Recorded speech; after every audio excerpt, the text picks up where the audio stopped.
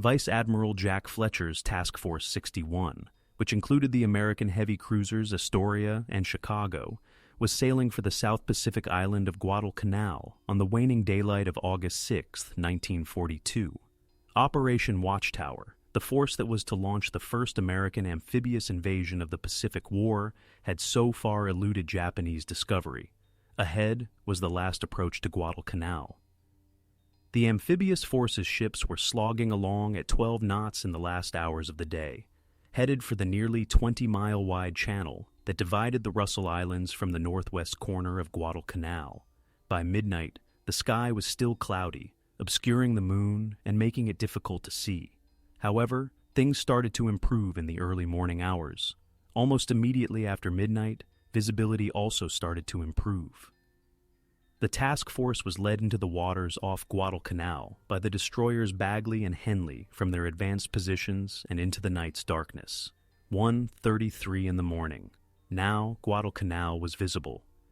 Chicago's lookouts swiftly saw the shore from their position, directly behind the cruiser San Juan. 6 of the cruiser's 8 boilers were operating, and she was steaming at 12 knots. Readiness. 2 was where the crew was. Half of the crew rested off duty, while the other half remained at their battle stations under the semi-alert arrangement. Every 4 hours, the 2 groups switched places. A change of watch occurred aboard Astoria at midnight. At Sky Control, Commander William H. Truesdell ascended into his position. Following the Battle of Midway in June 1942, the 39-year-old officer was promoted to commander and graduated with the Annapolis class of 1925.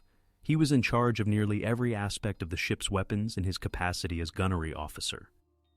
Sky Control, the cruiser's gun control center, located high up on the superstructure next to the forward main battery director. Later in the morning, Truesdell would command the pre-invasion bombardment from his position. During this time, the area was crowded with men who were busy with their jobs. The outside sections were guarded by lookouts who used their binoculars to carefully survey the horizon. Truesdell was linked to several important areas of the ship via headphones. He was promptly informed of the most recent developments. The Japanese were not contacted. TF-62 had apparently not been seen. There were now some stars visible outside. Soon after, men from Astoria also spotted Guadalcanal. It appeared as though the island was asleep because the landmass was dark. It was time for the 2 squadrons, Yoke and X-ray, to separate at around 3 in the morning when the task force was situated close off the island's northwest coast. Chicago held her station behind San Juan until heading to general quarters at roughly 3:30 a.m. The Yoke squadron made a modest swing to the northeast and started to circle the north side of Savo Island. Astoria and the X-ray squadron turned east and went through the small opening between Guadalcanal and Savo. There were just roughly 7.5 miles separating the islands. In fact, the ships were heading into the unknown. Captain Greenman wanted to ensure that his ship was prepared for action as soon as possible while on board the Astoria. Helmets and life jackets were put on, as each sailor reported to his combat station. "I thought that 2 a.m. would be the best time to go to general quarters," he recalled. "But I had no instructions at that time or any. All lookouts had to be on high alert." Japanese patrols might have been hiding somewhere around Savo Island. While the waves were breaking against the shore in the distance, the sea was still and could be heard smacking against the ship's hulls. The islands were silhouetted by a quarter moon that had risen in the northeast. There was just enough light from the partial moon to allow for clear seeing. Fortunately, there were no Japanese people. The ships passed Savo Island in peace and without incident. The concluding preparations for the invasion were finished in the waning hours before daybreak. The troops of the 1st Marine Division were awake at 4:30 a.m. and had a hearty meal on the transports bound for Guadalcanal. Soon, a lot of people would be lining the rails and idly lingering on deck to gain a clear view of the far-off island. The Marines would soon be waiting on deck to board the landing boat, armed with packs and firearms. The flight decks of Fletcher's TF-61 were packed with aircraft as they navigated the waters southwest of Guadalcanal. The previous evening, the Saratoga's pilots had convened for a last examination of the maps. Throughout the journey north, they had been studying their upcoming assignments every night. In the pre-dawn hours, blue exhaust flashed from the engines of aircraft warming up on the flight deck. The first aircraft, a Grumman F-4F Wildcat fighter, lifted off Enterprise's flight deck at approximately 5:35 a.m. Soon, 93 aircraft were in the air and en route to the Guadalcanal region. The last step. Guadalcanal and Tulagi were first seen in full color in the early morning light. With the exception of a few isolated clouds, the weather was mostly clear. A slight fog or mist was present, although it appeared to be dissipating. Fred Tuchito was one of the sailors who pondered what the following day would bring as Chicago passed Guadalcanal on its way to Tulagi. The Japanese had first-hand experience of war. No, he remembered. We were clueless about what we were getting into. I doubt that anyone was aware. It was an opportunity for the sailors on deck to view the islands they had heard so much about. At his battle station, a 5-inch gun mount on the starboard side of the Chicago, was Ken Mazenhalder. As I got closer to Guadalcanal, I could smell the scent of tropical flora wafting out to sea on the wind. As we got closer to the island, everything was silent. Mazenhalder remembered the serenity. It was really unsettling. During the approach, Charles Gurman was topside aboard Enterprise. For whatever reason, he recalled, I was on the flight deck. The islands in the distance were first difficult for him to see, but as his vision improved, he said, I could see everything. Fred Tuchito remembered his initial impression of the island. There were a lot of clouds covering it, he remarked. It was a little enigmatic. We could make out land in the horizon as we got closer to the island. Then you fail to see it. Then you notice it. At last, we approached the island quite closely. It was odorous. Compared to being in the water, it smells different. Chicago remained with the carriers after joining the yoke squadron off Tulagi since she was not assigned to any particular gunfire. As the Astoria drew nearer to Guadalcanal, Jean Allaire was positioned atop the front 1.1-inch gun mounts at his fighting station. It was odorous. We were aware that we were approaching shore, Allaire recalled. Although it was new to us, we knew what we were doing. We hadn't engaged in an amphibious operation before. Henry Juarez was topside as well. He was in charge of the 1.1-inch guns close to the ship's stern. He remarked, we knew we were getting into something. We were able to glimpse the islands early in the morning. It was eerily silent. Pilot Richard Tunnell, like many others, only recalled the peaceful approach to Guadalcanal. It was eerie, he remarked. There was a spooky feeling.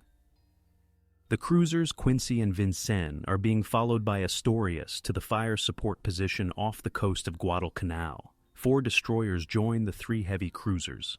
As the 7 ships silently drew closer to the island, there seemed to be no movement on land. According to intelligence provided to Astoria, as part of the operation plan, her designated bombardment area was probably populated by motor vehicles, anti-aircraft guns, and supplies. Boeing B-17. Flying Fortress bombers had reported the presence of 12 anti-aircraft guns at different positions on the island in the days preceding the invasion. The thundering blast of Quincy's 8-inch guns broke the morning's calm at precisely 6:13 a.m.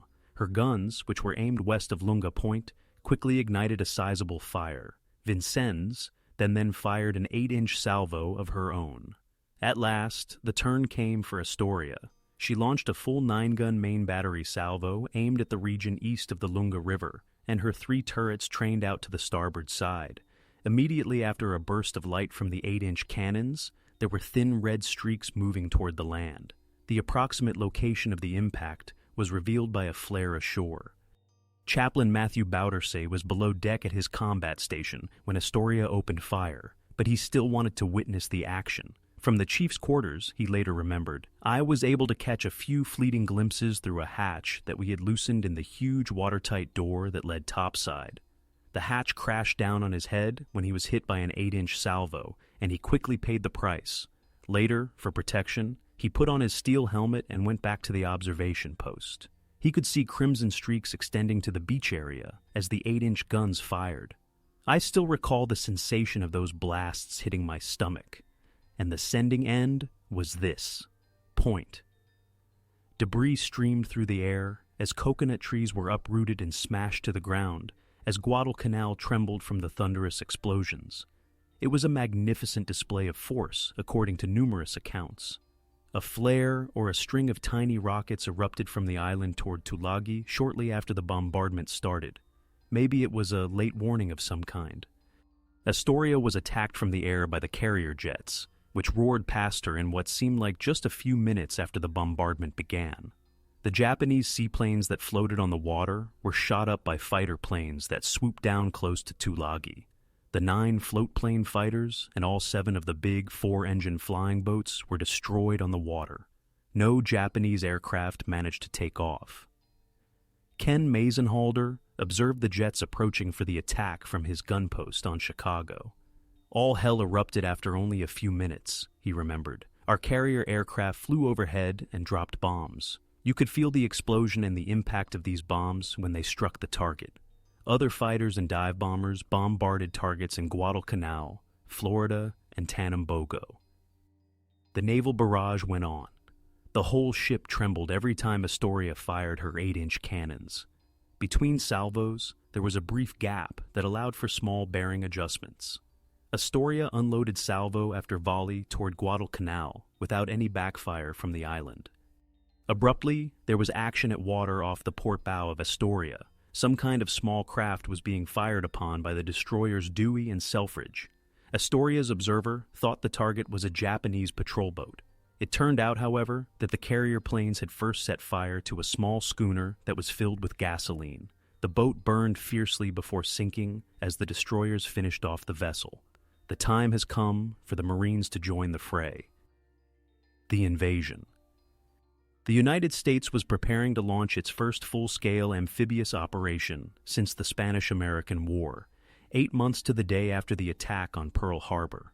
The transports headed toward the designated beach as the air and sea bombardment came to an end. Marines jammed the decks of the transports, each loaded down with a variety of bags and holding a rifle. With a little American flag on the stern of each landing craft, davits swung forth and lowered them slowly into the sea. Rope ladders were then used by Marines to enter the bobbing vessel below. At the debarkation position, 42.5 miles just north of the beach area, the transport slowly glided to a rest off Guadalcanal. Before the Marines could land, the beach had to be thoroughly blasted. The bombardment force got into position as the first wave of fully loaded landing craft started to move away from the carriers. Astoria and 4 destroyers encircled the landing beach, and an extra 800 yards on either side, while 7 ships were tasked with firing at the landing zone. The ships had been told not to attack bridges, jetties, or wharves that did not seem to be in danger, and to fire from the water's edge down to 200 yards inland. With a thunderous sound of gunfire, the bombardment began at 9:03 a.m. Astoria's gun crews fought feverishly to maintain the barrage. The big batteries fired sheets of flame, while 5-inch guns cracked forth single shells. The landing boats raced toward the shore as the shelling persisted, navigating a 1,600-yard-wide passage with a destroyer on each side. The beach was a flurry of explosions right in front of the small boats. The guns ceased firing as the landing craft approached the beach, a distance of 1,300 yards. After barely 6 minutes or so, the bombardment was over. Astoria had used 200 rounds of 5-inch shells and 45 rounds of 8-inch shells in the brief period. John Powell had an aerial view of the shelling from his position in the forward anti-aircraft director. We bombarded the entire area where the troops were going to land before they went ashore. We knocked down a lot of coconut trees, he claimed. It only shook up a few locals over there, but it didn't hurt anything else. A dense cloud of soiled smoke hung in the air over the shore following the bombardment. The first troops landed without any resistance about 4 minutes after the firing ceased, and the Marines moved swiftly inland for around 600 yards to establish a beachhead. We didn't come across any Japanese. Admiral Richmond Kelly Turner, who commanded Task Group 61.2's amphibious force, soon learned that the situation on shore was proceeding better than anticipated. Scouting trip. At the beginning of the landing operation, Astoria's scout planes were called upon to take part. Lieutenant Alan Edmonds was the senior pilot on board the cruiser, and he took the first flight off the ship. The planes served as spotters for the ship's guns in the majority of the early missions, which were connected to fire support. However, the air patrols then switched to anti-submarine flights as no opposition was reported ashore. One of the pilots tasked with flying a morning mission over Guadalcanal was Richard Tunnell. As a forward spotter, his special task was to fly above Red Beach, dropping smoke flares at each end continuously. Marine Major Campbell was his flight companion in the back seat. Tunnell reported to Captain Greenman for final orders just before departure. He was alerted by the captain to the presence of Japanese float fighter aircraft at Tulagi. It occurred to the pilot that Greenman assumed he was not going to return. Tunnell said, "I believe he meant it when he said goodbye." Tunnell saw 2 planes dive down near his location shortly after launch. Although he was a little uneasy, he was relieved to learn that they were American combatants. A little while later, he saw tracer rounds flying on the right side of the jet. Tunnell instantly started evasive maneuvers, thinking his plane was being fired upon. To see how Major Campbell was doing, he yelled back. The Marine answered, "I was just test firing the machine gun." The pilot was a little annoyed, but the mission went on. Tunnell piloted his aircraft over the shore at the scheduled moment. They had just finished bombarding the landing zone. Campbell replaced the smoke flares that were about to burn out with new ones.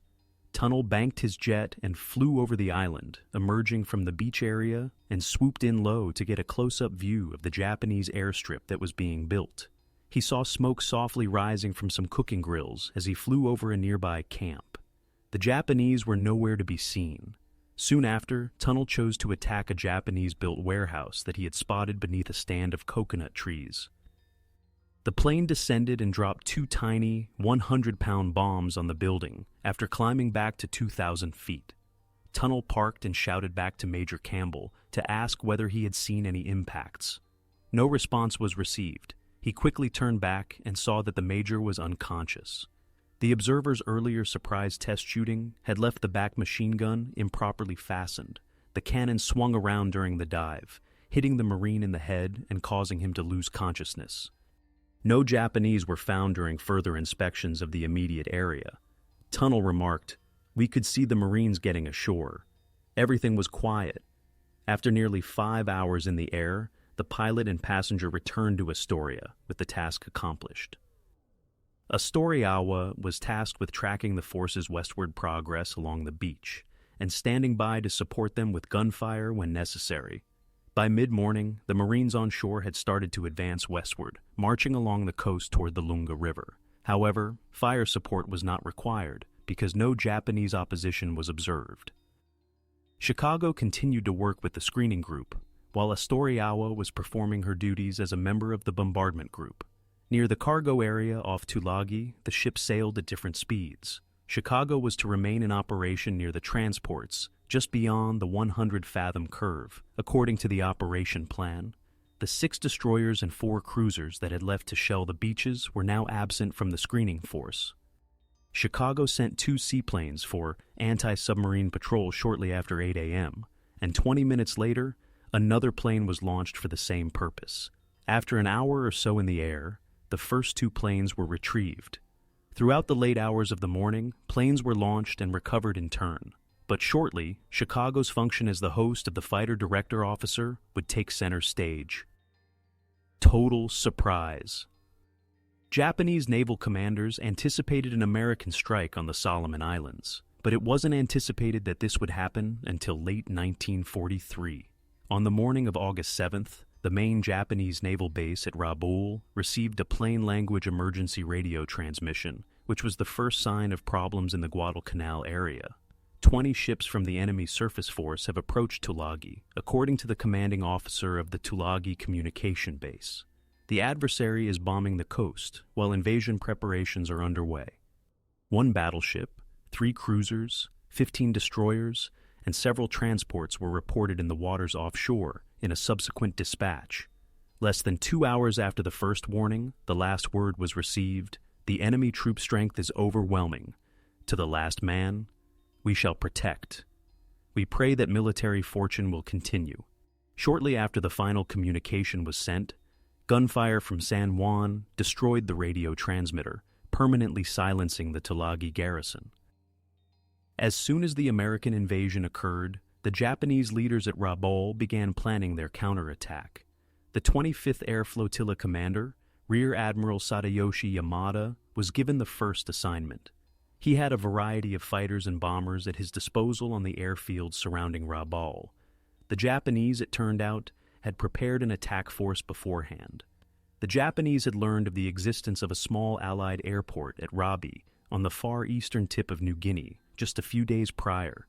9 fighters and 27 bombers had been readied for assault by ground crews in the hours before dawn. The mission was abruptly altered by the astounding news from Tulagi.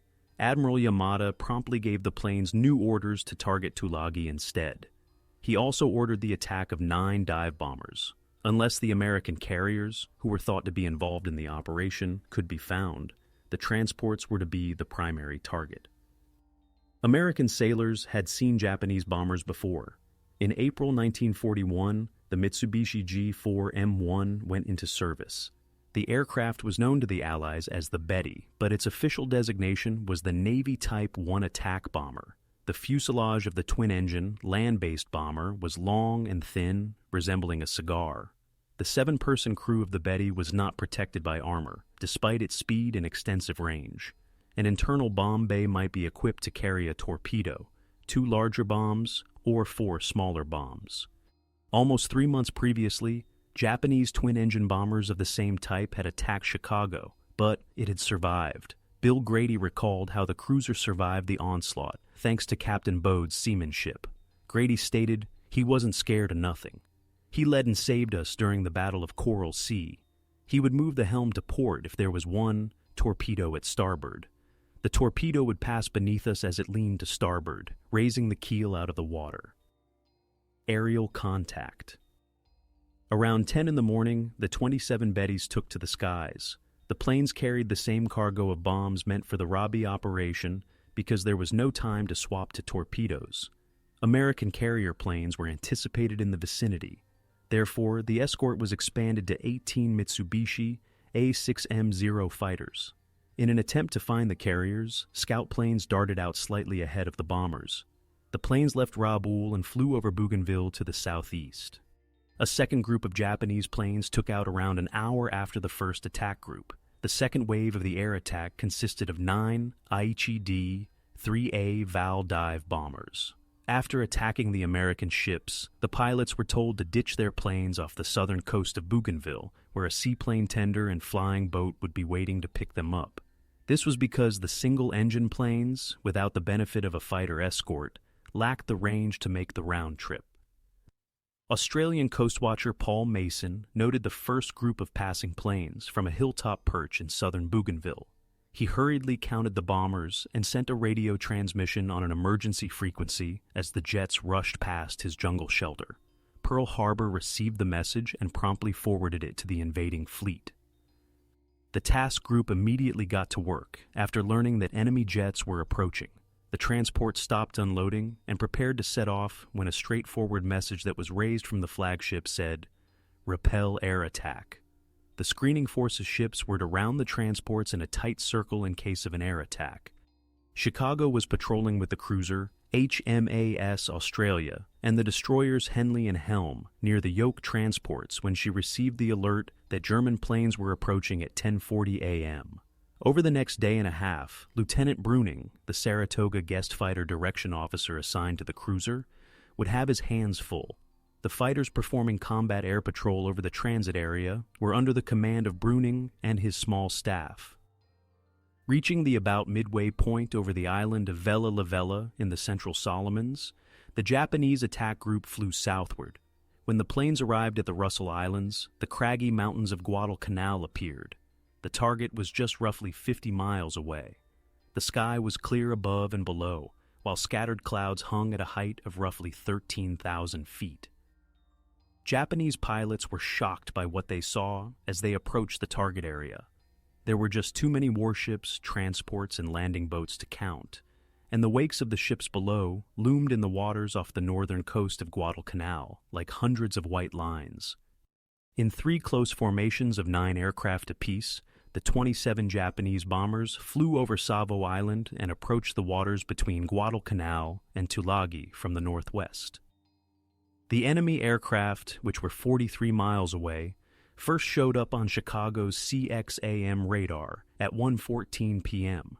At that moment, a dozen Saratoga Wildcat planes crashed into the Japanese attack formation. The accompanying Zeros jumped several of the fighters, while others managed to make a clean run at the bombers. Lookouts on board Chicago visually observed 25 bombers and 3 accompanying fighters less than 10 minutes after the radar detection. 2 minutes later, when an air combat developed, the lookouts reported that one bomber had fallen out of formation and was falling in flames toward the lake. The X-ray transports appeared to be in the path of the enemy jets. The bombers were within range of the ships off the beach, but beyond the cruiser's anti-aircraft weapons' effective range. Quickly, the sky was filled with dots of anti-aircraft fire, but the enemy planes quickly followed.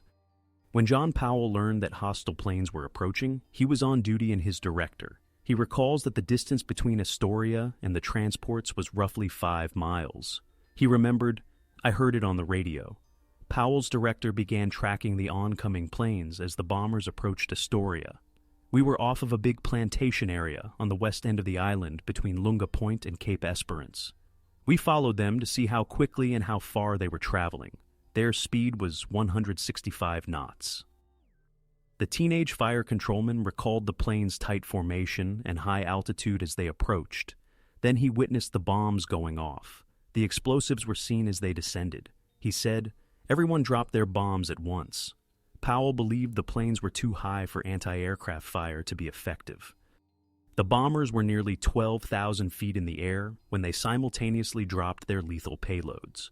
Before detonating innocuously in the water between some of the cruisers and the X-ray transports, the mass of bombs bent somewhat during the lengthy plummet to the sea. After that, the bomber formation curved to the left in preparation for the return trip to Rabaul. Roy Spurlock, a Marine pilot, was not used to witnessing airstrikes from a ship. From his position aboard Astoria, he recalled, "I will always remember the silver of those Betty bombers directly overhead in formation, silhouetted against the blue sky over Guadalcanal." The invasion swiftly resumed after this onslaught. Looking into the distance from his combat station on Chicago, Art King noticed a Japanese fighter and a group of American dive bombers tangled. He claimed to have seen 3 of our dive bombers flying low in formation. "Suddenly, I could make out this small plane well behind them, but I was hurrying to catch up, and it was obviously a Zero. The 3 SBDs opened fire on it as it approached, and the small fighter turned 90 degrees, flew straight up, and vanished. The 3 dive bombers proceeded to their target and carried out their assigned tasks. This was only one of the numerous fights that occurred in the skies over Task Force 62 on that specific day. Ensign Joseph Daly of Saratoga flew one of the downed American aircraft. He was about to make another pass at the bombers when Zeros snagged his Wildcat from behind. The young pilot's surroundings, including his clothes, were instantly on fire as a 20mm round detonated somewhere beneath his cockpit. Daly just cleared the tail as he leaped out of his downed jet after managing to open the canopy and unfasten his belt. Nearly 13,000 feet down, Daly started to fall freely toward the lake as a Japanese Zero blasted past. He crashed in the water about 2 miles off Guadalcanal after pulling the ripcord at 6,000 feet. He started swimming toward the ships he could see in the horizon. Chicago resumed her place in the screening force close to the yoke transporters once the assault planes had left the area. The ship launched 2 seaplanes for anti-submarine patrol just after 2 p.m. The planes flew low to search for any indication of the undersea craft, as the task force had been alerted earlier in the day by Pearl Harbor that enemy submarines were approaching the region. Ensign Daly, meantime, was swimming toward the far-off ships with little progress. The fallen aviator had gone unnoticed by several destroyers that had sailed close to his position. He had been in the water for 2 hours or so when he heard a jet approaching from behind. It was a seaplane from Chicago. Ensign John Baker, the pilot, saw the downed flyer splashing and waving in the sea. After circling his aircraft, he made a landing. Uncertain whether the darkish face in the water was Japanese or American, Baker pulled up and pulled out his revolver. Daly thought he had a good possibility of really getting shot.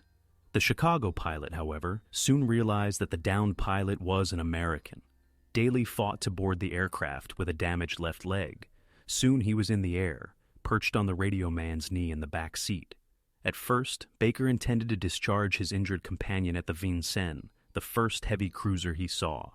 But he made the decision to travel on to Chicago. Just before 3 p.m., the second wave of Japanese planes touched down in the Guadalcanal region. Keeping out of sight of the coastwatchers and off American ship radar equipment, the 9 Val dive bombers had flown down the north side of the Solomon chain. Cloud cover blocked the pilot's view of the ships of the Yoke Squadron below. As they entered the Sound above Florida Island, the Japanese aircraft kept moving in the direction of Guadalcanal. Up to 15 American aircraft swiftly jumped the attackers, who had made an unexpected appearance close to the X-ray Squadron ships. One of the aircraft managed to plant a bomb on Mugford before the other 5 were shot down. During the Guadalcanal battle, the destroyer was the first American vessel to sustain damage. Just south of Bougainville, close to Shortland Island, the 4 surviving Vals splattered. 2 light cruisers were reportedly damaged, according to the Japanese crewmen who survived. Chicago recovered both of her seaplanes at 4:35 p.m. After being lifted on board, the ship's physician promptly transported Joseph Daly down to sickbay for treatment. The pilot was immediately diagnosed with a left leg gunshot wound and second-degree burns. It was noted that his prognosis was favorable. Land progress. As the ships repelled the air assaults, land operations went on all day and into the early evening, and the Marines on Guadalcanal were moving slowly and unopposed inward from the beachhead. Shortly after the starting barrage started, the 150 Japanese troops and 2,500 laborers on the island vanished into the hills. Additionally, the first landing on neighboring Tulagi had gone rather smoothly, but as the Marines neared the southeast tip of the island in the afternoon, fierce combat broke out. There, the tiny Japanese garrison was firmly established and ready to fight to the end. Admiral Turner quickly learned of significant American casualties while on board his flagship, the attack transport Macaulay. The Japanese were still holding their positions on the southeast tip of Tulagi by the end of the day. Uncertain future. For the sailors on board Chicago and Astoria, the night of August 7th to 8th was uneventful. As part of the screening force, both cruisers patrolled the waters surrounding Tulagi and Guadalcanal. Chicago left general quarters and established Condition 2 as the evening wore on. It was time for a little much-needed relaxation for some of the tired seamen. To ensure that the lookouts were on duty and had been properly instructed, the junior officer of the watch conducted 2 inspections of the lookout stations during the course of the night. John Powell kept watch over his director on the first night that Astoria was off Guadalcanal. Henry Henryson, the chief fire controlman, took turns with him. Powell remembered Henryson as an old China hand, as nervous as anything. 2 hours more than the typical 2 shifts, each worked a 6-hour shift. Piecemeal reports of the day's activities on shore, including fighting on Tulagi and little opposition on Guadalcanal, were given to some of the men on board the Astoria Had. Through a pair of binoculars, a cruiser's observer saw tanks, trucks, and Marines on the beach of Guadalcanal, with a few tents close by. Nobody knew what would happen tomorrow, and it had been a long and tiring day. There would be plenty of fighting to come,